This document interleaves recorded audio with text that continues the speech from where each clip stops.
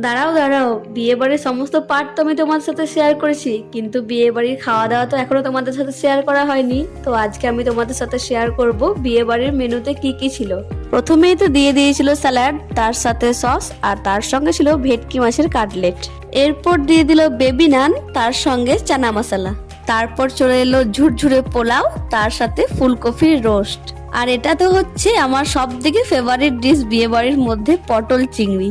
আর আমার পাতে অনেকগুলো বেশ চিংড়ি মাছও পড়েছিল। তারপর চলে এলো সাদা ভাত, তার সঙ্গে খাসির মাংস। খাসির মাংস আমি মাত্র এক পিস খেয়েছিলাম, কারণ শরীরটা সেদিন প্রচন্ড খারাপ ছিল, তাই জন্য খাবারে কোনো স্বাদও পাইনি। আর এরপর দিয়েছিল, যেটা বিয়ে বাড়ির মেনুতে না থাকলেই চলে না, আমের চাটনি, তার সঙ্গে পাঁপড়। আর এই চাটনি দিয়ে পাঁপড় তোমাকে খেতেই হবে। তারপর শেষ পাতে খেয়েছিলাম সন্দেশ, আর সাথে আইসক্রিমও ছিল, বাট ঠান্ডা লেগেছিল বলে তাই জন্য খাইনি। ওকে, আজকের মতো এইটুকুই, দেখা হচ্ছে অন্য কোনো মিনি ব্লগে। টাটা।